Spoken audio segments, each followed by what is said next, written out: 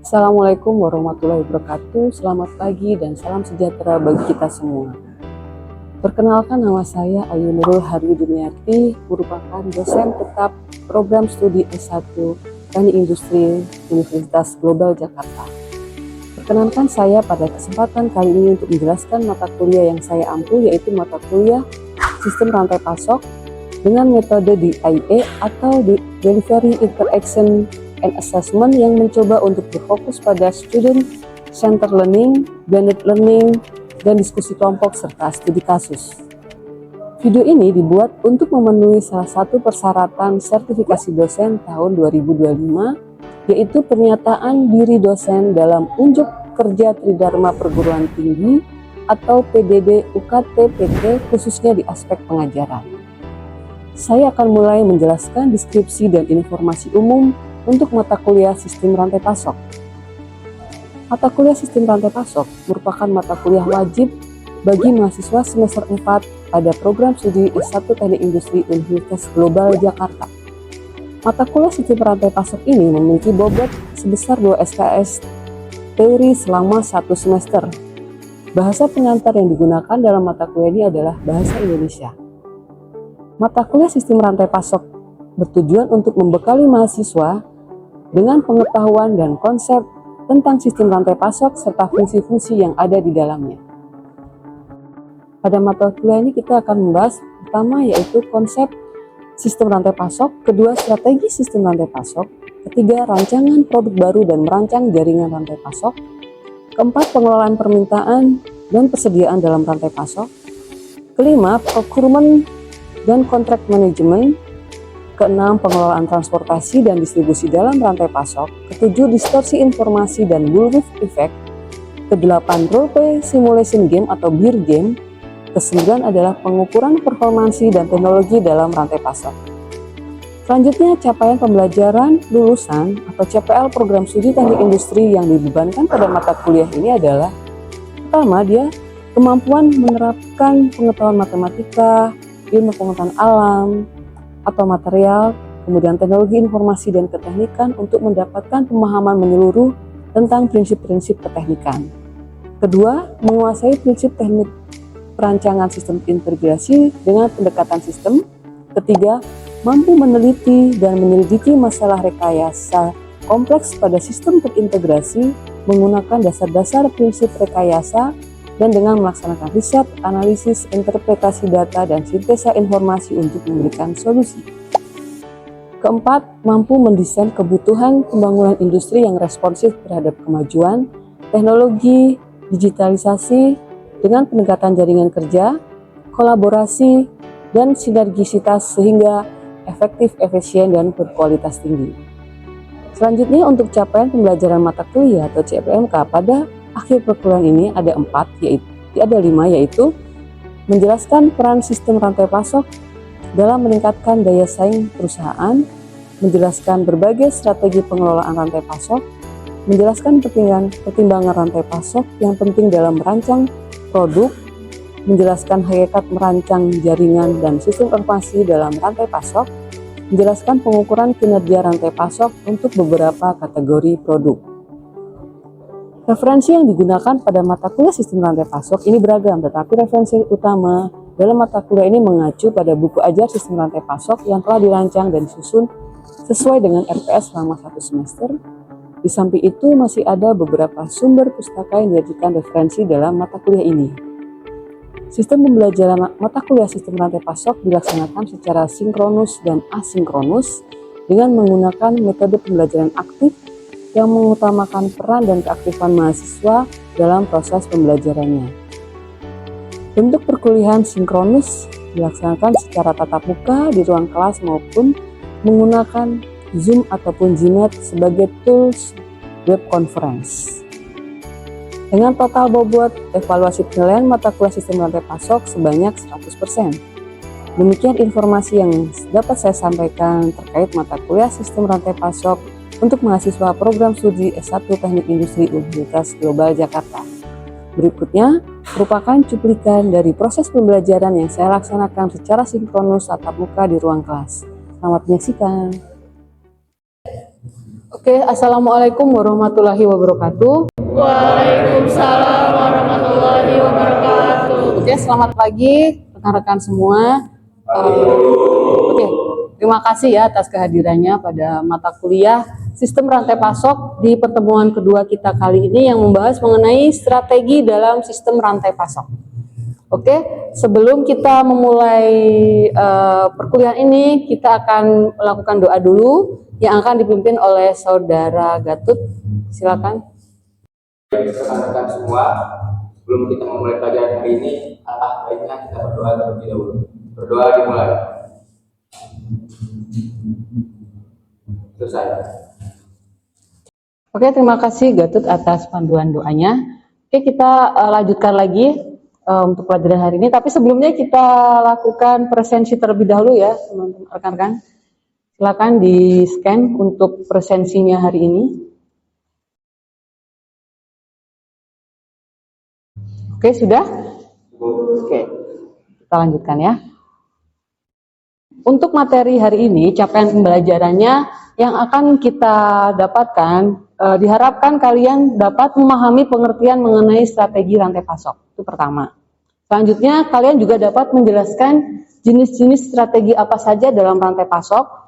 Kemudian juga dapat menganalisis faktor-faktor pemilihan strategi, kenapa strategi itu kalian pilih, dan juga bagaimana aplikasinya strategi tersebut dalam studi kasus yang mungkin sederhana yang ada di kehidupan sehari-hari, gitu ya.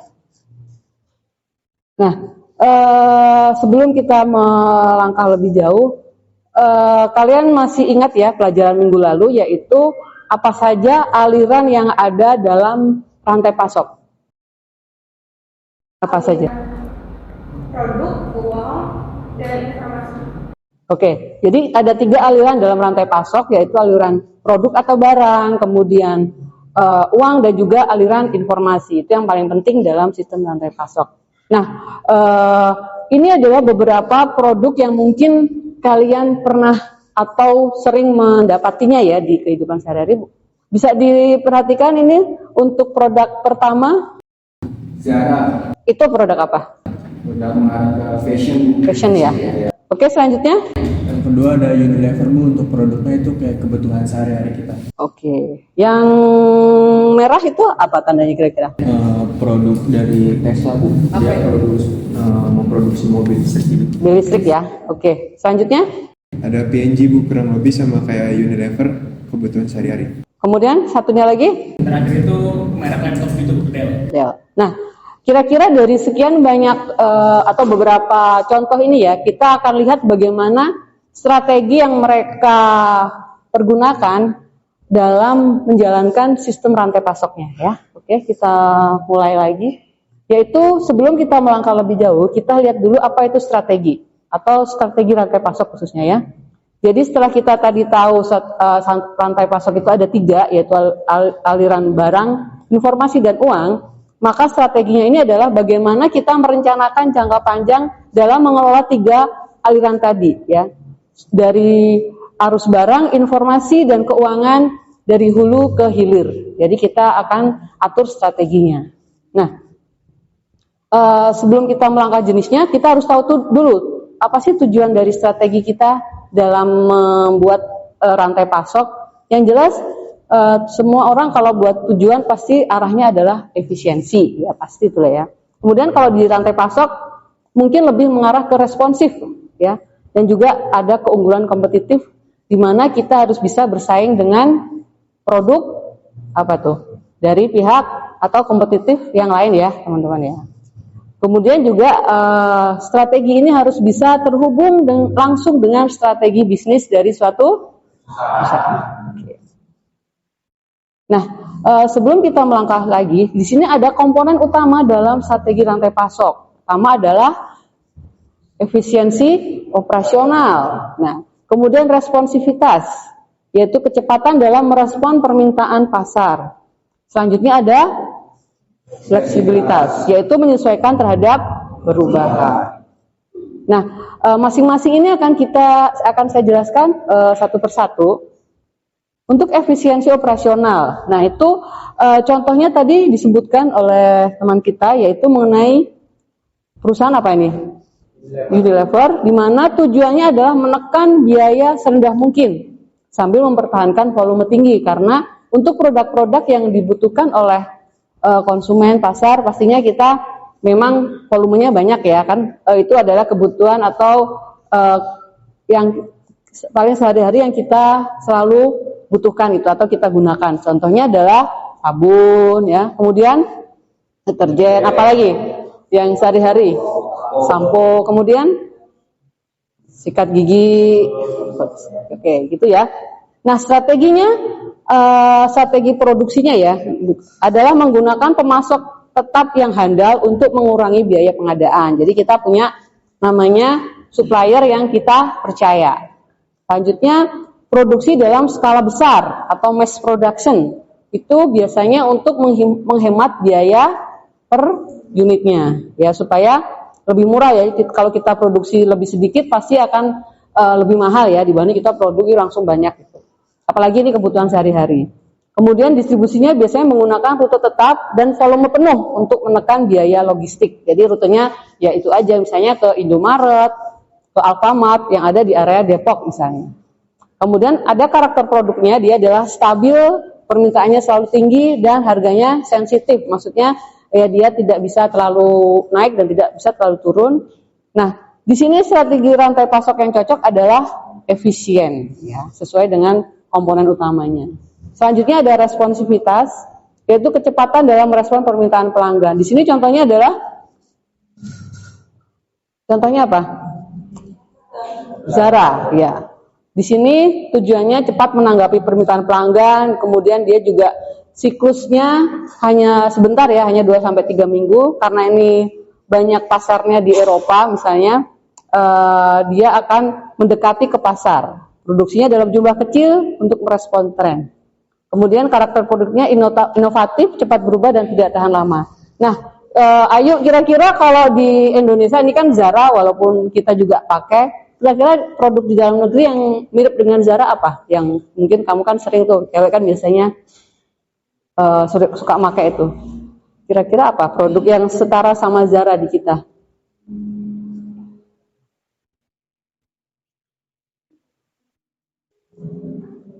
Apa yang lain mungkin ada bisa jawab?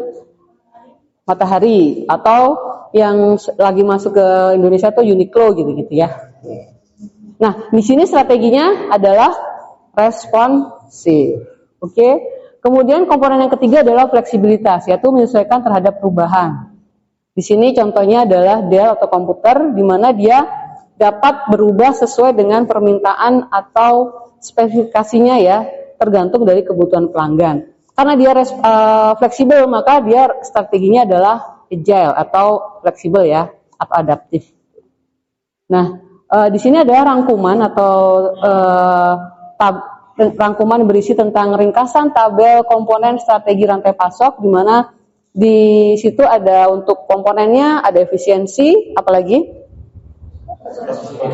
fleksibilitas. Nah, contoh perusahaan efisiensi Unilever, kemudian produknya yang kalian tahu, kemudian strategi utamanya adalah produksi massal biaya rendah, gitu ya. Jadi masing-masing komponen sudah mempunyai sifat produknya masing-masing. Oke, kita lanjut ke jenis strategi. Setelah kita tahu komponen, kita lanjut ke jenis strategi rantai pasok. Ada 3 juga, yaitu strategi rantai pasok yang efisien, kemudian rantai pasok yang responsif, dan strategi yang adaptif. Oke, di sini karakteristik produknya adalah fungsional, ya. Kalau efisien itu fungsional, kemudian dia stabil, siklus hidupnya panjang, kemudian fokus pada efisiensi biaya dan utilisasi aset. Perusahaannya contohnya P&G ya, atau mungkin kalau di Indonesia selain, kalau ini kan P&G banyak produk luar, kira-kira di produk Indonesia apa? Mayora, oke, bener ya. Jadi sekarang Mayora juga sudah mulai merambah ke kebutuhan sehari-hari ya. Gitu. Mungkin dia sudah produksi juga pasta gigi, sabun mandi, dan popok. Kemudian strategi kedua adalah responsif atau responsive supply chain strategi, di mana karakteristik produknya adalah inovatif. Nah, ini contohnya Zara ya, atau mungkin produk kalian yang mungkin UMKM yang mungkin pernah kalian beli, apa contohnya? Apparel yang cowok-cowok. Ayo yang cowok-cowok yang pernah, yang sempat ramai itu apa kemarin? Erigo ya, sempat nggak tahu sekarang masih ramai atau tidak? Masih ya. Nah ini dia musiman dan ada trennya ya, ada trennya. Nah strateginya produksi cepat, jadi dia lebih responsif karena dia cepat merespon dari permintaan pelanggan. Tapi stoknya biasanya kecil karena kan dia hanya memenuhi permintaan pelanggan. Kemudian strategi yang terakhir adalah adaptif atau agile, di mana karakteristiknya permintaannya tidak dapat diprediksi. Ya, jadi karena dia adaptif, tidak bisa diprediksi, pasarnya fluktuatif dan butuh fleksibilitas yang tinggi. Contohnya ya tadi ya, produksi apa tadi? Tesla ya. Ya, di sini dia bisa merubah dari spesifikasi mobil listriknya. Oke. Selanjutnya ini adalah ringkasan dari tabel jenis strategi di mana jenis-jenisnya ada 3 juga, efisien, apalagi responsif, agile. Dari mana masing-masing mempunyai fokus utama, yaitu kalau efisien dia rendah, responsif dan fleksibilitas. Nah, dari sini ada pertanyaan mungkin? Oke. Apa hubungan komponen strategi dan jenis strategi? Komponen utama dan jenis strategi. Oke, pertanyaan yang bagus ya. Ini saya akan jelaskan dengan tabel ya berikut ini. Nah, di sini hubungan antara jenis strategi dan komponen, di mana kalau komponen utama kita bicaranya adalah alat atau fungsi di internal kita ya. Sedangkan kalau jenis strategi adalah pendekatan menyeluruh yang berbasis karakter produk atau pasar. Jadi kalau dia komponen utamanya efisiensi, maka strateginya adalah strategi efisien. Kalau komponen utamanya dia ada responsivitas, maka strateginya adalah responsif. Selanjutnya kalau dia fleksibilitas, berarti strateginya adalah agile. Ya. Kira-kira seperti itu. Sudah paham? Oke. Kemudian faktor penentu pemilihan strategi. Di sini ada karakteristik dari suatu produk, ya. Karakteristiknya bagaimana? Jadi kita harus lihat dulu dari karakteristiknya produk yang akan kita beli. Kemudian ada variabilitas permintaan. Jadi permintaannya sangat bervariasi, ya, naik turun gitu ya. Kemudian ada siklus hidup produk. Jadi produk itu ada siklus hidupnya. Dia awalnya bertumbuh, kemudian tetap, kemudian dia bisa menurun juga. Itu harus diperhatikan dalam pemilihan strateginya. Kemudian teknologi yang dipakai untuk produksinya, itu juga sebagai penentu kita memilih strategi. Lokasi pasar otomatis, kemudian sumber daya yang ada. Dan juga jangan lupa adalah tingkat persaingan di antara produk yang sejenis ya, itu kompetitif lah ya. Oke, kemudian strategi rantai pasok dan teknologi. Nah ini tidak bisa dipisahkan ya, karena kita sekarang zamannya sudah mulai ke arah digital. Kemudian banyak yang kita gunakan adalah artificial intelligence. Nah, ini peran di sini peran AI dan digitalisasi sangat tinggi dalam supply chain, terutama untuk strateginya. Contoh-contoh yang mungkin bisa kita lihat adalah di ERP, Enterprise ya, Resource Planning, juga IoT, kemudian supply chain software juga sudah banyak, dan juga ini kita sudah bisa menggunakan blockchain untuk digital supply chain. Nah, ini beberapa hal yang kita lihat di dalam digital supply chain, ada demand forecasting, ada inventory management, ada supplier kolaboratif, ada order processing, warehouse, sampai dengan analytical dan improvement. Jadi ini adalah strategi rantai pasok yang berhubungan dengan teknologi. Jadi kita tetap harus adaptif dengan teknologi ya. Nah, studi kasus pertama. Coba, kira-kira ini produk apa? Ya, topik. Itu produk fashion atau pakaian olahraga. Oke, itu karakteristik produknya kira-kira bagaimana? Karakteristik produknya itu ini responsif. Responsif. Itu karakteristiknya. Misalnya produknya seperti apa? Banyak peminatnya kah gitu? Atau hanya musiman gitu? Kayak musiman gitu. Musiman. Jadi strateginya kira-kira menurut kamu adalah responsif ya. Coba kita lihat keterangannya ya. Benar bahwa itu adalah perusahaan pakaian olahraga di mana produknya bisa fashion ya, atau juga fungsional. Maksudnya fungsional ini bisa dipakai tidak hanya untuk olahraga ya, bisa dipakai sebagai fashion. Kadang-kadang kan kita kalau mau main atau mau ngafe juga bisa aja kan pakai baju seperti ini. Nah, strategi rantai pasok tadi adalah kalau tadi kamu sudah benar sih menyebutkannya adalah responsif ya. Tapi itu untuk produknya yang musiman. Tapi kalau dia memproduksinya secara massal, kita bisa menggunakan strategi yang efisien. Oke. Selanjutnya studi kasus yang kedua, bisa dilihat ini produk apa? Oke Nabil, silakan di pick up aja situ. Menurut kamu produk karakteristik produknya seperti apa? Dia produksinya rendah, kemudian nggak jelas. Ini disukain ya, lumayan disukain ya. Kira-kira strateginya apa? Efisien. Oke, kita lihat ya. Apakah? Nah, oke ini makanan ringan tradisional, produknya oke. Nah, karakteristiknya dia permintaannya cukup stabil ya. Oke, sama sih ya. Terus marginnya kecil, memang tidak terlalu besar keuntungannya. Kemudian bahan baku berasal dari petani lokal, ya UMKM lah ya. Nah, ini strateginya kamu tadi udah jawab efisien ya. Ya, oke, udah tepat berarti ya. Karena dia fokus pada biaya bahan baku dan juga pada distribusinya, dan juga bisa diproduksi dalam jumlah yang banyak gitu ya. Biasanya untuk mengisi toko oleh-oleh, atau biasanya kalau pas liburan gitu ya, para pendatang itu akan membeli produk ini. Kemudian bisa meminimasi kerugian dengan pengendalian stok ya. Kemudian untuk studi kasus 3, coba ini apa? Oh iya, Ahmad Fauzi.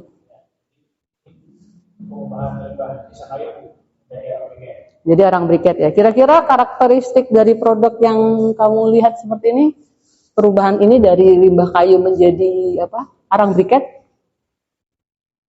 Karakteristiknya? Produknya dari mana dia misalnya? Dari UMKM. Oke. Apa? Sisa-sisa limbah. Oke. Terus kemudian kira-kira strategi yang bisa diambil dari sini? Fleksibel karena limbahnya tidak hanya dari kayu aja, dari kerang, sisa makanan seafood. Oh, jadi tidak hanya dari limbah kayu saja ya. Jadi bahan bakunya banyak ya. Jadi bisa dibilang fleksibel. Oke, kita lihat. Oke, di sini memang karakteristik produknya dari limbah kayu atau limbah furnitur ya, dari lokal ya. Oke, strateginya benar, jadi agile ya, atau fleksibel dan responsif. Dia mampu menyesuaikan dengan pasokan ya, kayak tadi dibilangnya adalah dari kerang dan batok kelapa dan lain-lain ya. Kemudian ini juga bisa kita implementasikan tadi antara hubungan supply chain dengan atau rantai pasok dengan teknologi. Jadi kita bisa buatkan semacam aplikasi misalnya untuk pengubahan dari limbah kayu tadi menjadi arang briket. Kita bisa buatkan aplikasinya. Kemudian mampu memenuhi permintaan skala kecil maupun yang bulk itu besar ya, gede gitu. Nah, praktek strategisnya yaitu kita kolaborasi dengan UMKM furniture, UMKM kerang. Ya, biasanya kalau kerang itu dari mana dia? Dari limbah apa? Seafood, berarti restoran ya. Oke. Jadi bisa ditarik kesimpulan bahwa dengan kalian melihat tadi dari studi kasus bahwa yang bisa kita lihat bahwa untuk strategi rantai pasok yang diperhatikan sebelum kita menentukan strateginya adalah apa? Karakteristik dari produknya ya. Jadi karakteristik dari produknya sampai kita bisa menentukan strategi apa yang kira-kira cocok dan tepat untuk kita lakukan dalam menyusun rantai pasoknya. Oke? Jadi bisa ditarik kesimpulan bahwa pendekatan yang menyeluruh yang dipilih oleh perusahaan untuk mengatur alur barang tadi ya, ada 3 aliran alur, yaitu barang, informasi, dan keuangan, yaitu berdasarkan karakteristik produknya dan juga kebutuhan pasar. Itu yang penting ya, rekan-rekan semua. Kalau tidak ada yang membutuhkan ya kita juga buat apa produksi gitu ya, buat apa bikin strategi. Yang penting kita harus tahu siapa pasarnya yang akan kita tuju. Oke, kita sudah sampai pada kesimpulan, berarti sudah mendekati selesai. Nah, di sini tadi kita sudah belajar studi kasus ya, rekan-rekan semua, berarti kita tinggal untuk kalian aplikasi di kehidupan kalian sehari-hari atau sebagai latihan kalian. Di sini ada tugas, kita bisa bikin kelompok ya, nanti kalian pilih bisa 3-4 orang. Ini produk yang dijadikan studi kasus atau tugas kalian ada 5 ya. Kalian bisa pilih makanan siap saji frozen. Contohnya kayak apa tuh? Nugget, apalagi sosis. Oke. Smartphone-nya enaknya yang mana nih? Yang iPhone. iPhone. Kemudian produk pakaian musiman. Contohnya apa? Uniqlo. Musiman? Produknya maksudnya bukan mereknya. Produk musiman. Mantel buat jaket gitu ya kalau musim hujan. Kemudian obat generik. Kira-kira tahu nggak contohnya obat generik? Paracetamol. Berarti ini produknya agak gede ya. Jadi perusahaannya agak lumayan besar lah ya. Kimia Farma gitu ya. Kemudian sepeda listrik. Sepeda listrik kan sekarang lagi tren ya, atau lagi banyak nih. Nah, strateginya apa saja sih yang dibutuhkan? Nah, untuk instruksinya biasa kalian bikin juga karakteristik produk yang tersebut dan juga pasarnya yang akan dipilih. Jadi kalian lihat itu karakteristiknya dari makanan siap saji, smartphone, dan pakaian, obat generik, dan sepeda listrik. Kemudian kalian tentukan strateginya yang cocok. Kemudian susun justifikasi yang logis mengapa kalian pilih strategi tadi. Kemudian contoh perusahaan yang ada, tadi sudah saya sebutkan. Kemudian sajikan dalam bentuk presentasi ya, PPT atau video pendek sampai 3-5 menit. Nanti kalian bisa upload di Adlink ya, seperti biasa kalian bisa upload di Adlink. Nanti kita akan beri waktu 1 minggu dari sekarang untuk pengumpulan, dan minggu depan kita akan bertemu lagi untuk kalian presentasi dari tugas ini. Oke, sekian dari saya, terima kasih semuanya. Wassalamualaikum warahmatullahi wabarakatuh. Oke, Gatot bisa ditutup. Rekan-rekan sekalian, perkuliahan pada hari ini kita udah selesai. Kita ucapkan alhamdulillahirabbil alamin. Terima kasih Bu Ayu. Oke, terima kasih juga rekan-rekan semuanya. Oke, kita akhiri. Wassalamualaikum warahmatullahi wabarakatuh.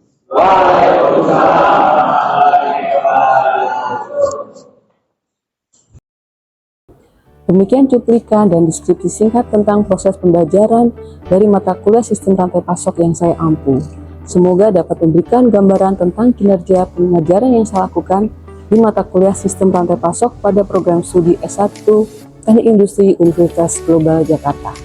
Saya mengucapkan terima kasih kepada seluruh pihak yang terlibat, terutama kepada tim penilai dan tim panitia sertifikasi dosen Dirjen Dikti Kemendikti Republik Indonesia dan LL Dikti Wilayah 4 Jawa Barat dan Banten. Tidak lupa juga saya ucapkan terima kasih kepada Universitas Global Jakarta, seluruh jajaran pimpinan, rekan sejawat dosen, dan rekan-rekan mahasiswa. Demikian yang dapat saya sampaikan. Mohon maaf apabila terdapat kekurangan dan kesalahan dari saya. Sekian, wassalamualaikum warahmatullahi wabarakatuh.